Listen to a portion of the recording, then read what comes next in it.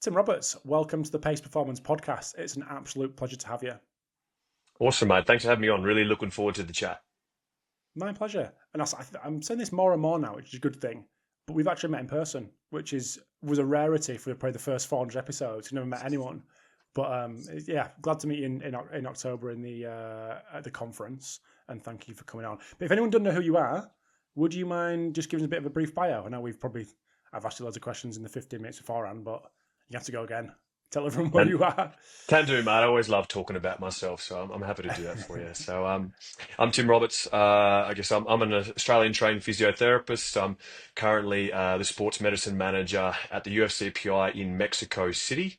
Guess the academic background, bachelor and masters in MSK and sports physio at the University of South Australia. I've also got the Masters of High Performance Sport through the ACU and a couple of S&C accreditations through the NSCA and ASCA.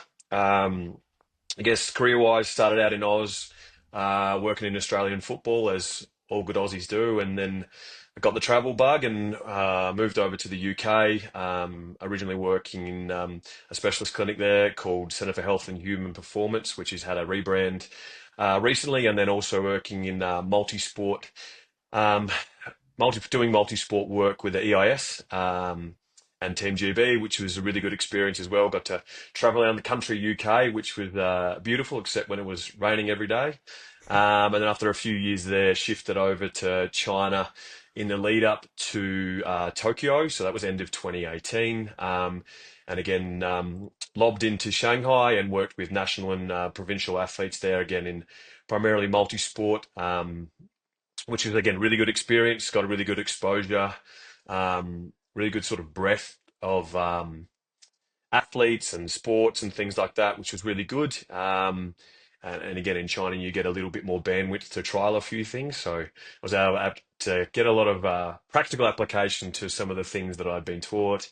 And then shifted over to the UFCPI in Shanghai. I think that was 2021, originally in a more of a rehab role, like a physio rehab role, and then moved to the head of department sort of later that year. And after 2 to 3 years with those guys in Shanghai and the dramas with COVID and moving around and doing some training camps in some weird and wonderful places, we opened our site in Mexico City exactly a year ago now. So thought it was a good idea to have someone who'd been in the system before to kind of align, I guess, the group to kind of the systems and structures and philosophies that we have at the UFCPI. So um, shifted over to Mexico and swapped Mandarin for Spanish, and we've been here, yeah, a year now, and it's been an amazing challenge, really cool cultural shift, and yeah, I think we're in a really good space and doing some cool stuff. So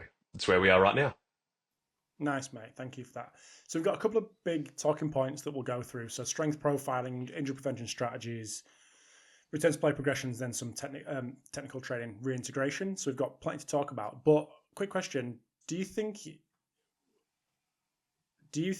the amount of multi-sports environments that you've been in has helped you develop as a clinician practitioner? Definitely, like Mm. obviously when you if you stay in one sport for a period of time, you can get amazing excellence and understanding of particular things that you need to do. And if you're seeing 80% of your injuries are the same things, you really need to have a really good understanding of that. So I do think it's context specific, um, sport specific, what you want to do. But I think particularly for something like MMA, where we have such a large variety of injuries and types of injuries, because we've essentially just got three sports in one. You're dealing with so many different things. I think having that multi-sport experience is really important. And I also think that the benefit of that for me was I don't come from a combat sports background. I'm not a fighter, I'm a lover. Um, so but I always sort of connected with MMA because of its complexity. Like, and I'm an Aussie rules guy, and I loved Aussie rules because the vast majority of the vast difference of physical qualities you need and different injury types and things like that. And I connected with MMA on that level that it's hard. and it's difficult to understand. So I think having to work in multi-sports where you're regularly trying to figure out, well, how do these athletes move and what are the sports entail and what are the injury profiles? I think that taught me the skills to pick that up quickly. So then going into MMA, there's obviously still a transition period of six months to 12 months where you're figuring it out. But I really felt I had the skills to be able to pick that up really quickly. And obviously, in the Performance Institute environment, we've got amazing coaches on the technical and non-technical side that make it really easy. So really lucky in that sense. But I do think getting uncomfortable in a sports environment, getting uncomfortable with athletes you might not be able to connect with, and if that's culturally or that's technically, I think that really has helped me and really opened my eyes to ways of doing things differently. That if someone comes with a different idea that doesn't, that might not be the Aussie way of doing things or the UK way of doing things, I'm more open to it now. I'm like, okay, tell me about it. Why did you come from that? How did you get there? Are there certain things the way you're explaining it might not resonate with me, but it still might get an amazing outcome. So how can I fit that strategy within my, context of thinking to potentially improve my outcomes? So I definitely think that's helped. Again, not for everyone. Some people just want to work in football, right? Some people just want to work in weightlifting. Some people want to work in gymnastics, and I totally get that. But I think for my context, it was really important. Perfect. Which leads me nicely in this middle section of your answer there into the strength profiling side of things and understanding, or certainly that first 6 months, 12 months of actually understanding what these guys and girls are doing. So, how do you approach strength profiling for where you are now in Mexico, and do you prioritize anything over other things? I think it's one piece of the puzzle, right? It's definitely one piece of the puzzle that we know strength is a pretty important factor in injury resilience, right? And it links it's quite a good. I think where I guess I've leaned towards sort of these strength profiles is that it's a beautiful link between, health and performance, and is a great way to start conversations and bring together a medical team and a performance team. And, I like that space. I kind of sit comfortably within that space. So it's always appealed to me. I think the guys that I worked with in the UK really pressed that on me as well, that you can create these profiles around joints that give you so much information as opposed to checking one vector. You check multiple and you're checking balances and mean strengths. And I like that. I like data. I've always liked maths. So there's a number of pieces that I just like. It calms my autistic brain as well. So I think there's a few things I like in it. And obviously, yeah, I guess the definition of strength profiling is interesting. We at the UFCPI, we with our diagnostics, we try and tier them. So we've got tier one diagnostics that all of our athletes need to go through as soon as possible, because that's really something that's helping with immediate programming or prevention strategies. And then tier two, they might be more injury specific, person specific, where that kind of comes out of it. So obviously on the performance side, when we're checking strength, we've got a mid-thigh pull that we're checking, max chin-ups, things like that. That's actually more of a performance outcome. But And the that's in tier strength, one. and that's in our tier one on our Okay. performance side. Yep. On our health side, our tier one diagnostics are obviously an injury history and a medical screen for our guys, where we want to make sure that everything's all good in the past and kind of get an idea of where they've come from. We do a brain health package, and part of that package is neurocognitive assessment. We're getting symptom baselines, reaction, things like that we can review to, and that's kind of has SCAT6 within it. We also do a VOMS assessment, so visual vestibular-oculomotor reflex. So we're kind of looking at things there to, again, baseline with the guys to make sure they can do that.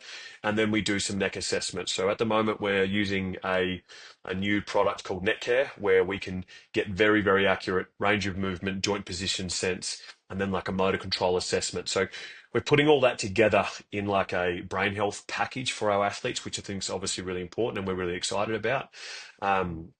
We also do an orthopedic or a musculoskeletal screen, which is, basic range of movement, stability, things like that, where we're just sort of checking how the athletes look, just a very brief, and we're trying to use thresholds with those guys. And then the last piece of that puzzle is the strength profiles, where we're looking to target key regions. And our key injury regions, and it's hard because we get a mix of everything, right? We get top to bottom.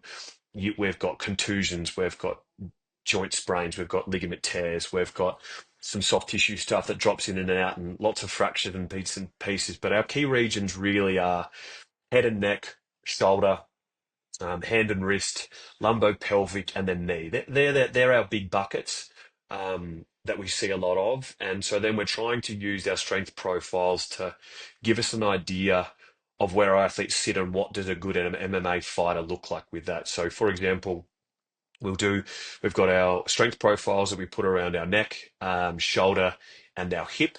They're the main ones we're using at the moment. Knee is obviously a big area for that, but we want to use and get more into isokinetic testing around the knee. That's something we're looking to have at every site. We've got one out at Vegas that we do with the guys regularly, and we're building out our normative baselines for that because our guys are just different. That's the hard thing. Using kind of normative data doesn't necessarily work, but the shoulder, neck, and hip are kind of where we're using our strength profiles at the moment. And the idea is using those profiles to then create both group and individual prevention strategies that we can put in place for the guys, depending on what we see. So that's kind of how we use it. I can speak on some of the numbers and things if you like as well. Yeah, absolutely. In terms of Cool. baselines and things Yeah. and benchmarks, yeah, 100%. Yeah. So Love to I hear it. guess, yeah, and I think logistically, I'll talk around the practical side of it. Is it what we've got? Again, we've got the three sites at the UFCPI now. We've got Vegas, Mexico City, and Shanghai. And in Shanghai and Mexico, we've got academies and where we're bringing in the most talented fighters from around the region that aren't on UFC rosters. And part of that process is in the intake that we do every year. We have a combine, very similar to like an NFL combine, an NBA combine, AFL combine. We bring them in and we do our medical screens. We get those tier one diagnostics done on them first, and then they complete a series of non-technical and technical examinations, and then we pick our favorites and away we go for the year. So super cool what we're doing in that space, and that's where we want to collect our strength profiles with the guys. And so, for example, with the neck, we use a fixed frame, and this is also a performance metric for us as well because the neck is a key part of these athletes' performance. So we'll do flexion extension and lateral flexions with the guys. On the fixed frame, we do that supine, prone, and side lying. Some people do it 4 point as well, and I know you've had a chat to Gav before Mm. in Vegas, and so similar principles with that. But we found that's the best way to isolate the neck. You can't isolate it fully. There's a lot of lumbar extensors involved with the extension, but we think it's as close as we're at the moment. We're open to other ideas, but that's where we're at the moment. So we do those in our population. As a rule, the kind of ratios we're looking at the moment is extension and flexion. You're looking at about a 20% drop off. So extension to flexion, if you do flexion to extension, looking at 0.8. So flexion's 80% of extension. And then in our population, lateral flexors are actually the same as the extensors. Now I wouldn't necessarily say that's a normal population. What you would see, I think, in other sports is potentially your extension level might be your base measure, and then your flexors and your lateral flexors are 20% drop off of that, and they sit quite even. So, you know, if you're at 80%, if your extensors hit your baseline strength measures, and then your flexors are 20% drop off of that, you're in a pretty good space. 70%, you're okay. If you're around 60, you're probably not where you need to be. So that's kind of where we sit. Um, Again, giving normative data is a little bit tricky because we do not have a homogeneous group of athletes. We have 52 kilo females and 120 kilo males. So we try and put those into weight classes and things as much as we can. But realistically, for men, you probably for the extensors 1/4 newtons per body weight, and for the women around 3 newtons per body weight. And then you can work the other values off that. So where we would look is obviously with all these strength profiles, we want to make sure that these guys are hitting, threshold levels of strength first. That's kind of where we want to go with it. And we'll attack that as much as we possibly can and then tidy up the balance side. So whether it's ratios, asymmetries, when you've got, two limbs, that's kind of where we'll go with it. And then putting that within the system is, a different conversation where we'll have group interventions that we might tack on the end or the start of their key lift sessions. through a week. So like, let's say in the afternoon, they've got to choose all fight camp and off camp will have a Tuesday, Thursday afternoon lift. So we'll put that in the middle of the where they switch. So if this is where, programming it, we might drop in that a bit later, it gets a little bit complicated, but we might in the afternoon, you'll split the guys where the off-camp guys will lift first and then go upstairs for a technical session, and the fight camp guys will do their technical session first and then have a lift, and then you'll flip that. So at the end of the off-camp session, we'll do 15, 20 minutes of remedial work. That's what we're trying to put in place. And then when they switch, the remedial work will get done first by the fight camp guys before they go into their lift. And we'll bucket those guys into our care areas being neck, shoulder, lumbo-pelvic, and lower limb. And then we'll try and individualize that off what their injury profile is, what their strength profiles are, and find a way to do it. Obviously, if they've gone completely rogue in their testing, where we've got a shocking shoulder, they'll get more of an individual prescription, and we'll find times to put those in as well within our system. But we're trying to use that on a group intervention. So I guess that's the neck. Shoulder wise, we're mucking around. You've historically used the fixed frame as well for external internal rotation. We are now playing around with the strain gauge and seeing if we can get more accurate data and whether we can put the scapula in a better position, because that's something that we're still mucking around with at the moment. But historically, we have used the fixed frame, and for those, our males, we do want a 1-to-1 ratio. That's kind of what we've seen as a rule, and we're looking at about 3 newtons per body weight. Is around where we want our males. Females more 2.5 is kind of a threshold we want them to hit. Again, with all these numbers, we've got a pretty wide standard deviation because we have guys coming from different backgrounds, but makes it tricky. But that's kind of where we want to hit. And then our hip profiling, we do it in supine, hips at 60 to 45 and knees at 90. Obviously, closed chain versus open chain, there's always a debate. Do you do double? Do you do single leg? We went down the path originally of that closed chain double leg, as we think it's probably a little bit more sport specific for where we're getting our lumbo-pelvic issues, which is more grappling scenarios. And we think it probably gives us a better link to more our lumbar issues that we have. We don't get a lot of specific hip-based pathology. We don't get in our population a lot of FAI and things like that. Lots of these guys have been doing pretty good hip mobility for a long period of time, and without the huge volume of running and change of direction, there's potentially not those morphological changes you get over time. So that's why we chose that. Within that testing, again, we're looking probably adduction to abduction around 1-to-1, again, which is beautiful. Makes, again, my autistic brain sing out lovely when the sports science guys come to bring a 1-to-1 to me. And we ideally would like around 6 newtons per body weight for adduction and abduction in that position. Again, very specific for what we're doing. And for the males and the females might be around 5.5. So that's kind of where we're looking to get the guys. How you implement that's difficult, but they're the numbers at the moment that we've got that we're looking to do. And again, very non-homogeneous group of athletes, but we're trying to find a way to bring it all together. So the knee is that's where we're trying to look at the IKD numbers, and that's where we're looking at trying to create our own norms, because our athletes, the norms that we've got, and obviously, Aspartar's got a huge baseline of IKD numbers. Ours are a bit funnier compared to that, and particularly with knee flexion, ours are a little bit funny. Our guys historically haven't done a lot of knee flexion work.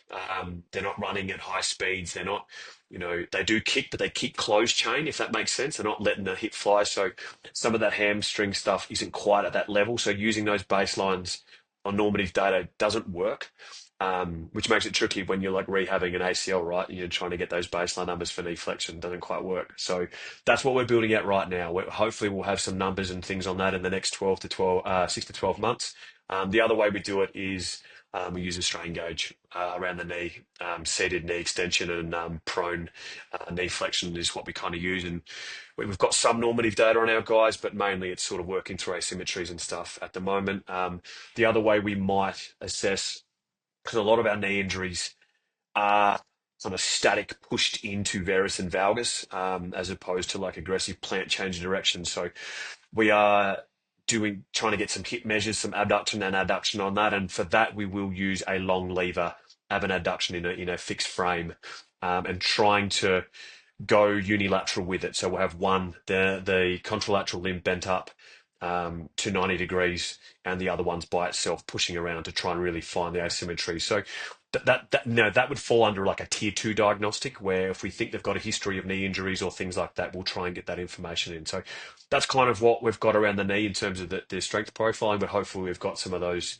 more robust IKD numbers in the future.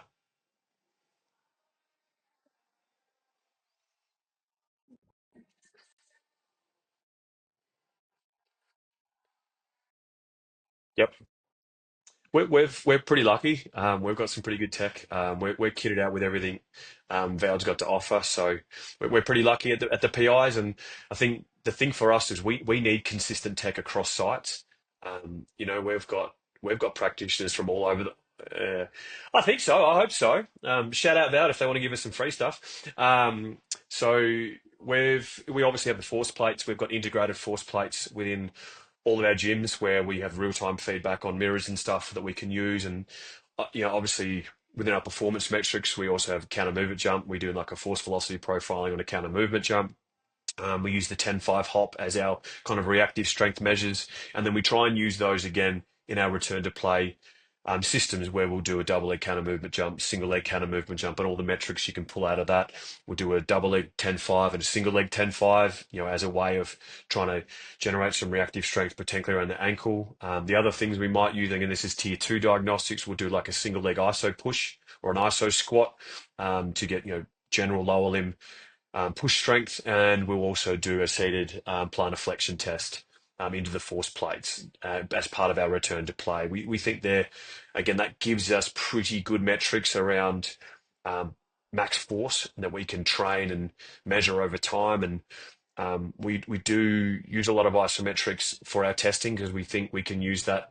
It's easy to program in, we can get good numbers, and it's easy to use through the rehab process, which we think is quite valuable. And our athletes don't come from a lot of high performance backgrounds. These guys don't come from academy settings as 12 years old. A lot of these guys come off the streets and they can just fight. So finding ways to integrate the tech and educate and show them what we're trying to do has been really valuable. So that's why we're trying to choose those kind of tests, and working pretty well at the moment. And again, we're trying to collect big data and use the same metrics across sites, because we one day an athlete might be in Vegas because they live in Vegas, and then we might have a fight in Mexico City. So the athlete will come to Mexico City to acclimatize because we're pretty high up here. So we want to make sure that the same metrics that we're using are there. We can compare numbers and the athlete's getting a very similar experience, because that's really important for us.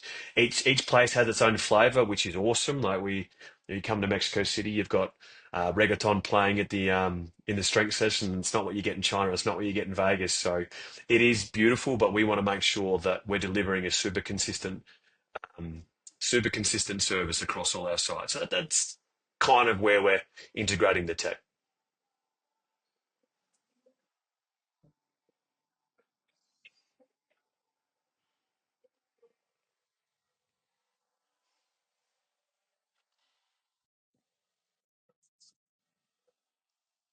Yeah, I mean, so for example, in Mexico City, from our 25 academy athletes, I think we've got 8 nationalities. So we're all over Latin America. We've got the Mexican guys, Colombian guys, Ecuadorians, guys from Chile, Argentina, which is amazing, right? It's such a cool melting pot of people, and I love it. I love it. Um, I think half the time they just think I'm American, and now they know that annoys me. So then now they'll just push on it a little bit more, which is good. But um, yeah, I think we've got strawweight females here. So one of our females walks around at 52 kilos, and we don't have that many bigger guys in the area. I think our biggest fight is a welterweight. He might walk around at 85, 90 if he's been in a good paddock. So what we try and normalize our data to gender specific, and then normalize to body weight. It's pretty close, I think. In Vegas, I know with a lot of their testing, because they get huge arrays of guys in there, they're trying to normalize those to weight class. So they'll have gender specific, then they'll have newtons per, like, for example, Newton, they'll normalize to body weight and then weight class, to really make it specific. And I know that's been a big thing for those guys, but within our group, which is a little bit smaller, we'll try and do that. And then we're trying to use, again, those tier one diagnostics to create group inferences and then individual inferences about where we are. So obviously, it's a similar process where for the group inferences, we'll look at our epidemiology and injury data, could go, all right, well, these are the injuries we're getting, this is where we're getting him, and then put in place group strategies on that level. And we'll also look at our strength profiling data. So we might get all our guys and go, look, realistically, our guys' shoulders are not where we need them to be. So can we integrate that in our S&C sessions? Can we integrate that in our warm-ups? So in our group interventions for injury prevention, obviously the first start is the warm-ups. The warm-ups are kind of generated on a health and performance balance, what the technical coaches want, what our strength and conditioning team want, and what our medical team want. So um, that's where, so like, for example, like we might have a wrestling session in the morning, and we know with those wrestling sessions, we get a lot of neck, we get a lot of knee, we get a lot of lumbar spine. So our warm-up strategies is the MMA. So movement, mobilization, activation. I'm not going to claim I came up with that. I'm not that smart. So we'll get the guys warm first. We'll get them then moving in the ways we want, and then we'll try and target key areas. So they'll do some neck specific exercises. We might do some isometric knee work. So, lateral wall sits against a wall where we're kind of building up to some high force. So we'll use that to kind of slowly drip feed some of those injury prevention strategies in our warm-ups. And then we've got our group remedial sessions we talked about before, where we'll try and bucket them. So it's group intervention, but it's still individualized. And then we'll try and work them through that. And then on an individual level, it's the same thing where we've already collected when they come through the combine, we know their injury history. We also know their training history, which is really important for us, because we might get a guy from Colombia who's only wrestled his whole life. But he's amazing. We bring him in. He's going to now have to tolerate a level of striking loads that he hasn't done. And that might be 300% of what he's done before. So we need to pick that out. And even if his shoulders look okay, we're probably going to put a little bit of that in there, because we know the striking things are going to probably generate it. So we'll individual from injury history, training history, then our strength profiles. We'll look at individually where they're at. If guys are terrible, we'll put an individual intervention in place. And again, multiple ways to do that. So, for example, if we've got a lumbopelvic hip issue, which one of the guys struggling a bit with that, we'll give him some isometric based capacity work to do in his own individual warm up before the group, because we think those sessions are going to potentiate and make him better for his session. So we'll put it at the start. If we think it's local, but we want to give him a fatiguing stimulus. So, for example, one of our females has really poor ankle foot stiffness. She's just super flat footed. So after the morning sessions, we'll get her to do some capacity and stiffness work around her ankle foot, because it's kind of local fatiguing, but we don't think it's going to affect the afternoon session. If we want to kind of fatigue the whole system, so like a lumbopelvic hip issue where we really want to maybe get them on a reformer and really push the envelope a little bit at outer range, we'll do that at the end of the day. So if it's globally fatiguing, we'll put that right at the back. Obviously, if they're load intolerant or specific session intolerant, we'll remove that session and put in place some interventions. So let's say one of the guys is unable to complete a grappling session because we think she's got some shoulder issues. The ways we might be able to put that in, because one of the things is we want to keep these guys in sessions as much as possible. Ultimately, the key for injury prevention is keeping the guys in session. And this is something that the technical coaches have really pushed on us, that, around after a couple of weeks, they kind of lose their range. They forget defensively where they're at. They kind of start to drop off the intensity of their technique. And doesn't matter how strong they are, doesn't matter how well you move, if you can't see a punch coming, you're going to get hit in the head. So we try and keep them in that as much as we possibly can. And it's very hard to replicate those beautiful technical loads. So, for example, if we've got a guy in a wrestling session, and a lot of the times these sessions are broken up into, you've got your drilling work and then your more live sparring work. So a lot of the times these guys might be able to keep the drills in there, but they can't do the sparring work. So as soon as they go to that sparring work, we'll then remove them and give them the intervention we think they need. That might be, for example, if they've got a particular injury, we might get them to do their remedial work or their rehab work in that space. Whereas if they have like a contusion, let's say they got a thigh contusion because one of the guys got a bit excited in sparring and hit him with a million low kicks, they don't really need a rehab intervention. They just can't do the live work. So then um, we'll try and match the physiological and mechanical workload for it. So simple stuff, can't do the live work. We'll grab them, pull them out, throw them on a bike. We might throw them on the E and do some ESD or some conditioning work. So that's kind of how we try and keep the flow of everything we're trying to do is trying to match what we believe they need in a normal week, which gets a bit tricky. You can sort of see it starts to get a bit complicated with group and individual, but I think once you get, we're trying to do the basics really, really well. And beyond that, we'll go from there. Have a look at our strength data, have a look at our injury data for each individual. What do we think they need? Put that in place, see where it falls. If they need a little bit more, we'll add a little bit more.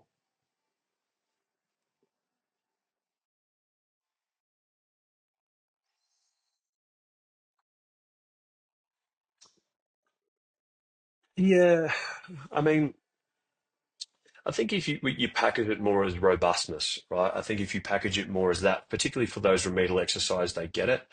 Um, there is obviously the culture in fighting that you don't want to be soft and you got to crack on and things like that. I think that the difficult thing that we've come across over time at the Performance Institutes is we get these athletes who have had nothing. Like they have had no or very, very little medical input. And then all of a sudden we give them everything. We're there every day. We are shoulder to cry on and we put these things in and we give them all this treatment. And sometimes we've gone too far with it. Like we've kind of made them a little bit soft, and the technical coaches aren't wrapped with it. So you're trying to find a balance to, you know, encourage them to keep training where they can. Obviously, safety first, but you want to make sure that they're still, you know, they've got that fighter instinct. We're trying to you're trying to develop warriors. These guys are going to go in a cage and try and kill someone. So you can't mess with that, right? That attitude and that instinct is what they need to win. So you've got to find a way to balance that. And I think we've found a good balance. And obviously you do somewhat almost periodize your attitude and your approach to fighters depending where they are in their training cycle. And that was a really interesting thing for me to come across as well, where if someone's just come back to training after a fight, you kind of give them a bit of love, right? You want to get on top of things. The priority is making sure they're healthy and they're getting back to be able to train. When they're in an off camp, the idea is that they're healthy, but they're developing physically. So you want to kind of push the envelope a little bit, but you got to make sure they're happy. When they enter a fight camp, they got to get ready for a fight. So you're supporting them as much as possible, but you got to keep them in these sessions because realistically, at some point, there's going to come a time if they're not able to complete these sessions, you got to make a call. Can you fight or not? So there's different strategies and approaches, and how you talk to them and how you do things like that, depending where they are in their camp. And that's taken me a while to learn. I know when we bring new practitioners on board, that's a difficult thing to kind of articulate. But I think the technical coaches do a really good job of understanding, these are fighters, right? And, the first time you're at sparring and someone gets a cut, it's not just stop. It's they got to keep going. And then you come off. Can you put some Vaseline over it and make it stop? Sweet, keep going. And that's a tricky thing for people to get their head around in a training space. But if you're every time they get a cut, the athlete just stops. They go on a fight, they get a cut, they just stop. Doesn't work. So it's trying to maintain that fighter spirit, but also give them the support and things they need. Not an easy one to do, but that's the things we're constantly trying to come around. And again, a lot of our athletes come from a very low health literacy. They don't understand injury, they don't understand pain, they don't understand prevention. So some of the athletes, you just have to get to understand what links with them. In the one intake, we've got one guy who wants to know everything. He wants to know, what are these tests? How do I do it? How do I, tell me what I can do myself. And we've got some athletes that just like, I don't care, I just want to fight. So it takes a period of time to understand who these guys are. And then I think you can actually make you can really make some impact, but you've got to take your time to get to know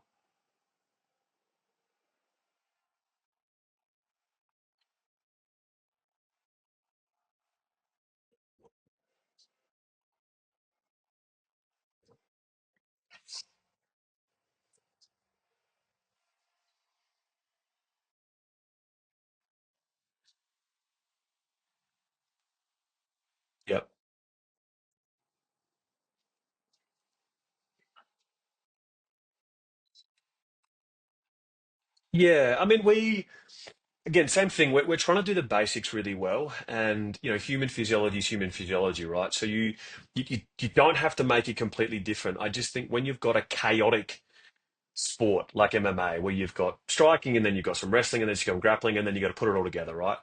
I think doing the basics really well and giving yourselves systems and structures to work off is absolutely key. If you keep trying to just chase down a rabbit hole, you get lost. And so, we try and use a very simple, staged approach, which is basically early, mid, late, and end. Pretty similar to most people, they use a four-stage approach. In that early stage, you're trying to just return to basic function, right? You're getting the healing right, you're respecting healing, you're getting function, range of movement, basic, the physical capacities back in the athlete. Then in that, and you're integrating whatever in that stage, technical things you can that aren't affecting the injured area. And you can, right? You can do a lot of things. If they've got a broken hand, you can still do your striking techniques with the other side. You can do, you can try and mirror mechanical stimulus for the guys that would mirror a wrestling session. So you can do that, but you're trying to let things settle down.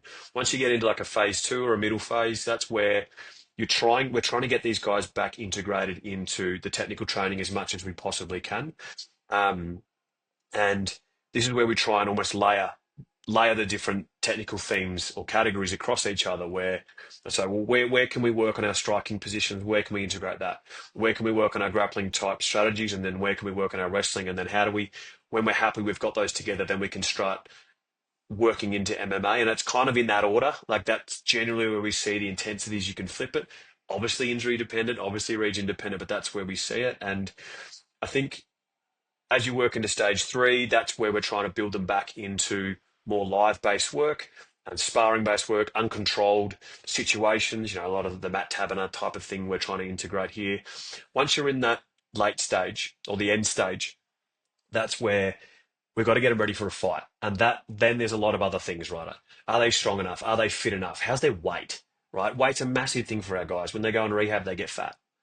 And then when they get a bit fat, we've got to put them in a calorie deficit. When they're in a calorie deficit, they can't heal. So there's a lot of other elements we've got to kind of think about. But the way I like to think about it in my head is, first of all, we're working on the physical side. We've got to get them, that's where you can just keep it simple, right? What does a knee need? Does it have the range of movement? What's the tissue like? Have we got tissue healing and tissue capacity back? Do we have the motor control in that region? And then do we have the local strength around there? Like that there's four sort of basic categories that you can think of. Like if we're working on those, we're getting it back to doing what it needs to do. Once you're happy with some of that physical stuff, you can then start to think about the technical reintegration. And in my head, with the technical reintegration, it's kind of four stages that you can, I guess, contextualize for each of those different sports, where you've got this skill. Can they complete the skill of what you need them to do? And that's really a movement based thing. Can they get in the positions you need them to do and complete the basic, tasks? Once they can do that, then you can start the drill side. And then the drill is, can they perform more the sport specific movements or actions that you need them to be able to do? Once they can do that and do that consistently, then you work into the live work. And that's more of a constraint based live work, where you'll start in one area with live work and then you'll transition into more open work, and then you get to sparring. And when you get to sparring, it's away you go. Now, you might have some constraints there, but it's probably more volume related, intensity related, that kind of stuff is where you'd go, if that makes sense. I'll give you some examples of kind of how that works, because there's lots of bits and pieces. And I'll shout out my man, Simon Harries. He's been great with some of this stuff.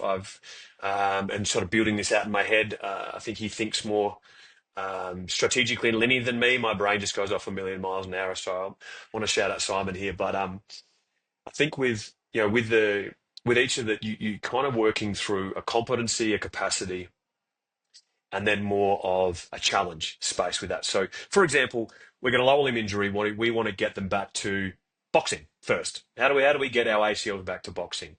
We need them to be able to sit physically in a split stance. So do you have the range? Do you have the motor control with the tissue heal to be able to do it? Okay, sweet. We can get them in that split stance. We can get them in that boxing stance. Can you hold that for a minute? And then can you do for 3 rounds of that on 30 seconds? Okay, sweet. We think you've got the competency and some capacity to do that. Then we'll add some more challenges to it. We might then get them to shadow box in that position. So then the shadow box in that position brings a cognitive element, brings a perturbation element, and you're starting to move a bit more like they would. Then you might add a bit more capacity to it. So little egg weights or hand weights and shadow box. Again, bit more capacity challenge, a bit more perturbation in that system.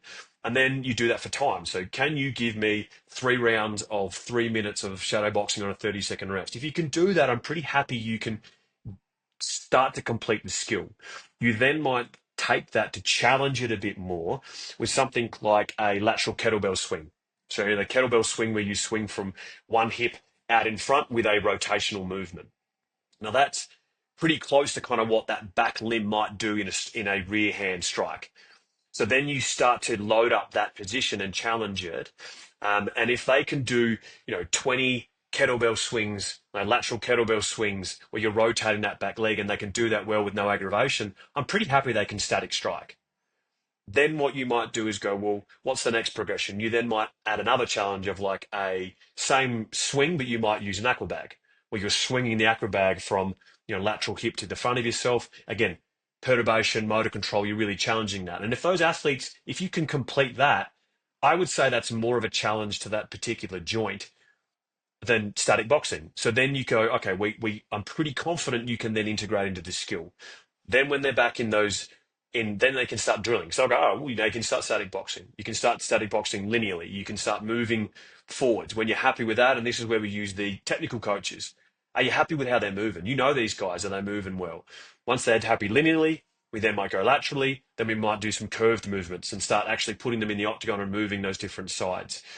And then when we're happy with that, we can then go, oh, can we put you in some live situations now? Like, can we integrate in a live? And for example, with boxing, straight away with the guys, we might restrict the range because like a lot of our guys, their boxing style is not exactly traditional boxing style. They jump in and out of range a lot more because there's like a kicking range and they want to avoid takedowns. So there's a little bit more. So our guys jump a lot more when they're boxing. So to restrict that, we put a band around them and their opponent.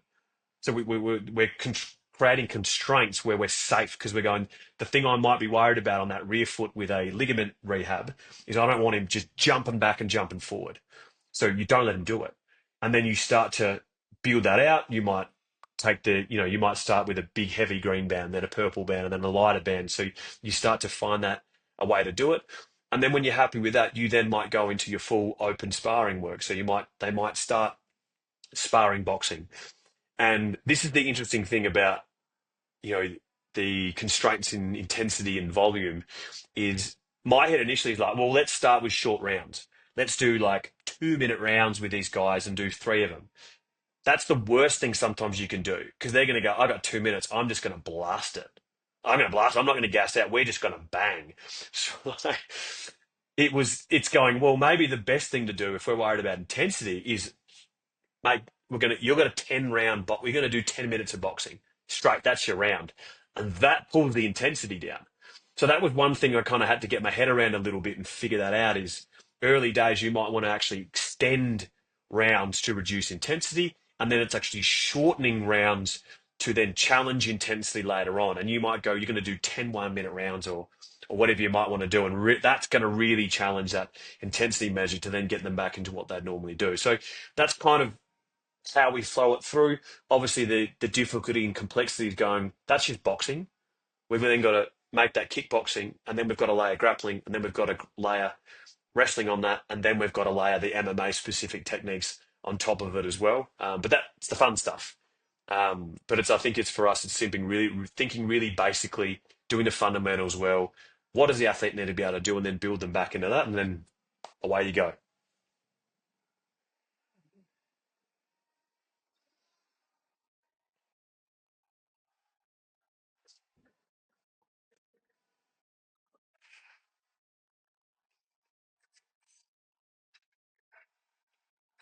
Yeah. Um, I think beyond the technical challenges of having an unbelievably complex sport where you're trying to put all these different pieces back together. I mean, it's a challenge, but that's fun. You can lean on other things to do that. I think the biggest challenge is the athlete. Um, and these are finding a way, particularly as a sports medicine practitioner, to understand who these guys are.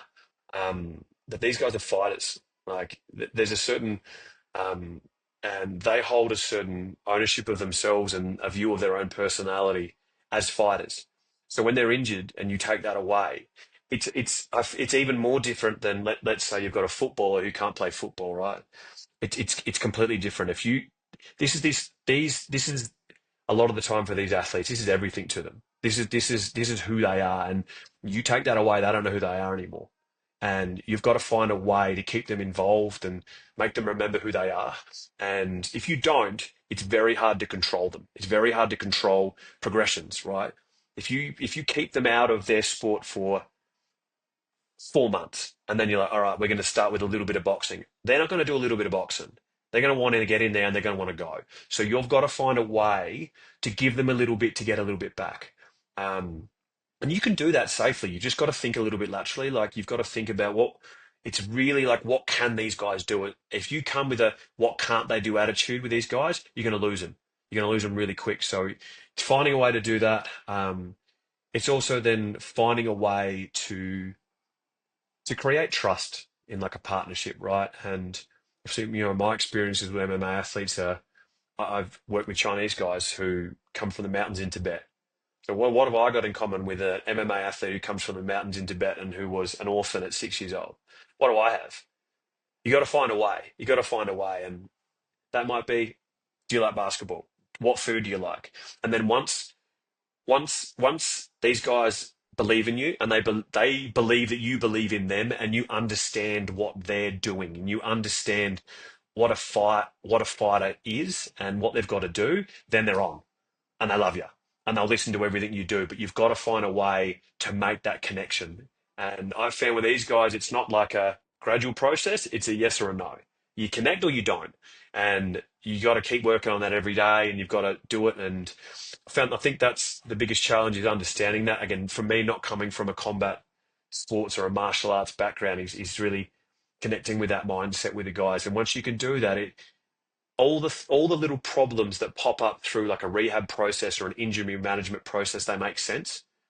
When you don't think about it from that point of view and you're thinking it from a sports medicine lens of like, I told you not to punch the bag. Why are you punching the bag? Your hand's sore now. What do you want me to do about it? You just hit these frustrations, but when you take the time to listen and work a little bit deeper, you understand why they're doing it. So I think that's the greatest challenge, but that provides the greatest reward. And I've never felt a level of gratitude from an athlete that I have from MMA fighters. I've never experienced a level of gratitude where if you help them with an injury, which is something they've experienced before, and no one helped them, and you get them to be able to fight, or someone has um, an example. We had one of our athletes who had we'll call it a grade two, probably AC joint sprain a couple of weeks out from a fight. But this is a big fight and he needed it for his career progression. So we went all in on it, right? Every day, doing what he needed to do, get the medical appointment sorted, got him through it. I'm in there in the backstage, like getting the shoulder ready, doing all that stuff with him. And they go out and win a fight and they come back black eye, covered in blood, but they've won, so they just don't care. And like that level of gratitude and the hug that you experience from those guys after that, I'd do anything for it. So, and for example, that athlete then went to his hometown and brought back like a particularly unique souvenir. So he brought me back a particular like stone that you can only find in the mountains of Tibet that only two generations of families are allowed to go to. He brought me back this stone. I've still got it with me. So that's the kind of like that's the get back you get from these guys, even though it's difficult. That's the gratitude you experience. So I would encourage anyone if you're thinking about working in combat sports or MMA, give it a go. You're never going to regret it. These guys are awesome.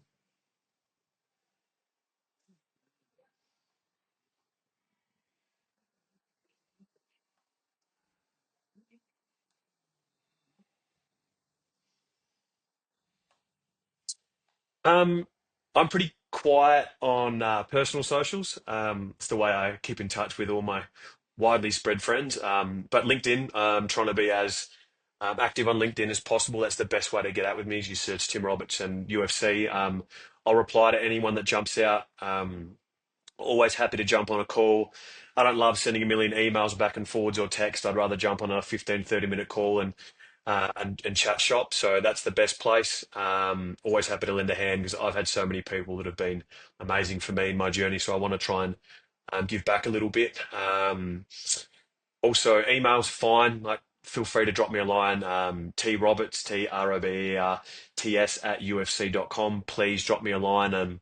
Again, happy to jump on a call or share some knowledge. Where we really want to be open at the UFCPI in terms of sharing data. We really don't compete with anyone. We don't compete with ourselves. We're trying to just evolve the sport. And we're really lucky in that space. So if anyone wants to have a chat around any of those topics or other topics, if it's the strength profiling stuff, it's the injury things, or you just want to know what a day in the life at the UFCPI looks like, please drop me an email and I'll do my best to give you something interesting.